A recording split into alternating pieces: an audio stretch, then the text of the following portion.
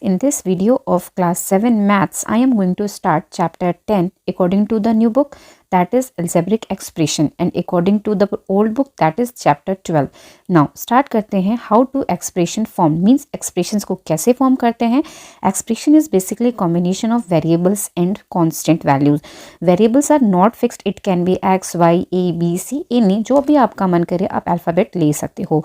Fixed values कोई भी आप नंबर लोगे, it can be positive negative, ठीक है. दीज आर फिक्स्ड वैल्यूज जो कि कांस्टेंट के पास होती हैं. नाउ दिस एक्सप्रेशन, ये एक्सप्रेशन कैसे फॉर्म हुआ, तो देयर इज 2 स्टेप्स. फर्स्ट हमें ये मिलेगा, देन हमें ये मिलेगा. नाउ ये पोर्शन हमें कैसे मिला, 4 को हमने x से मल्टीप्लाई किया, देन वी गेट 4x, ठीक है. देन उसके साथ हमने 5 को ऐड किया, तो 4x + 5 we get. Now next example, describe how the following expression are obtained. Now in this case सबसे पहले हम फर्स्ट वाला टर्म means 7 × x × y, ये हमें मिलेगा यहाँ से 7xy. Then in second step हम 7xy के साथ +5 करेंगे, ठीक. नाउ इस केस में देयर इज सिंगल टर्म, तो ये हमें कैसे मिलेगा, एक ही स्टेप में x को x के साथ मल्टीप्लाई किया, देन y के साथ मल्टीप्लाई किया, वी गेट x²y, ठीक है.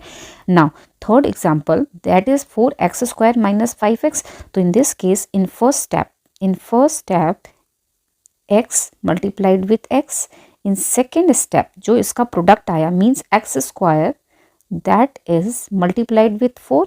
नाउ इन थर्ड स्टेप, ठीक है, तो यहाँ पर हमें क्या मिलेगा, 4x², correct, this portion.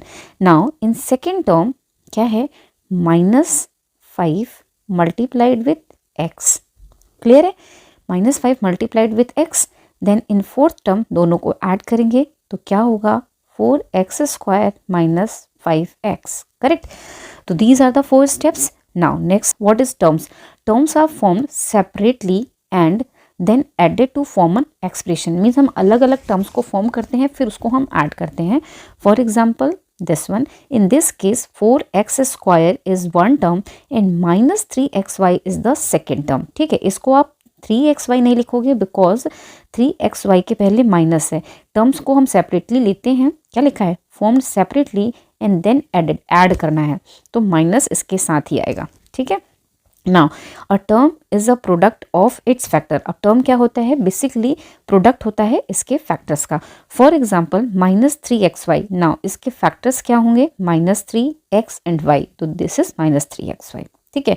Now tree diagram से देखते हैं, 8y + 3x², there is 2 terms 8y and 3x², तो first term second term.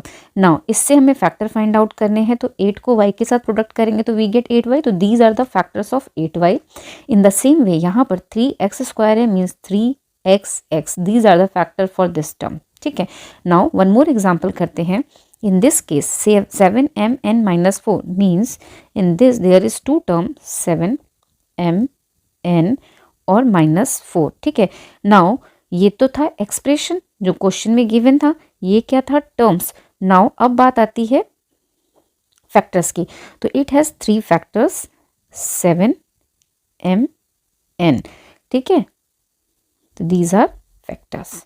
Now one more example, 2x² y, तो it has 4 factors 2x, x and y, correct. Now coefficient, what is the meaning of coefficient, जो भी factor के साथ numerical value होती है that is called coefficient. For example -7x² y², तो -7 is the coefficient. Suppose मैंने लिखा 3xy, तो दिस 3 इज द कोफिशिएंट, ठीक है. नाउ यहाँ पर देखो 4x - 3y के कोफिशिएंट्स, अगर हम इनके टर्म्स की बात करें तो x का टर्म क्या हो जाएगा 4x और y का टर्म क्या हो जाएगा -3y. और अगर हम इनके कोफिशिएंट की बात करें तो यहाँ कोफिशिएंट की वैल्यू क्या है 4 और यहाँ कोफिशिएंट की वैल्यू क्या है -3, clear.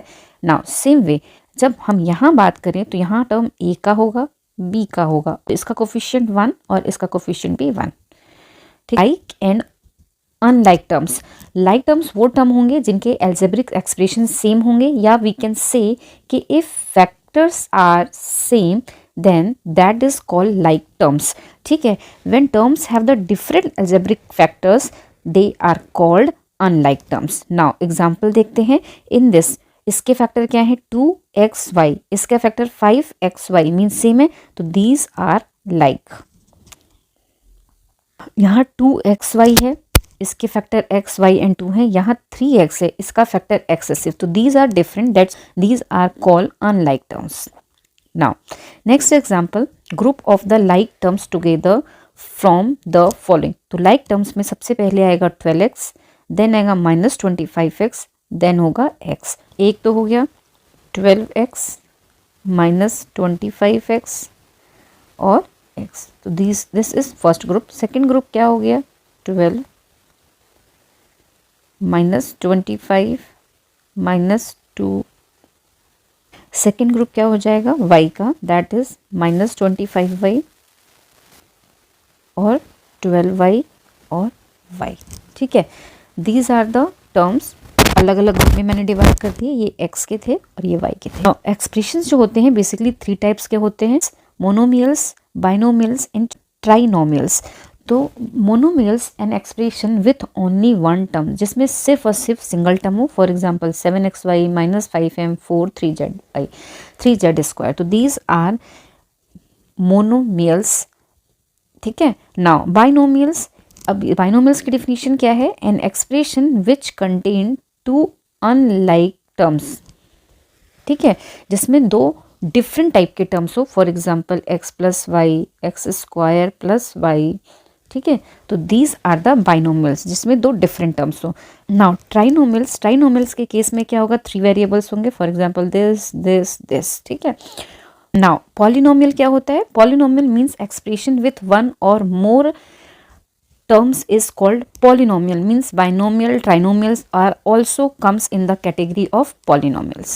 Thank you so much. This was the introduction जो कि हमें required था for exercise 10.1 और 12.1. In next video I will try to solve all questions of exercise 10.1. Thank you.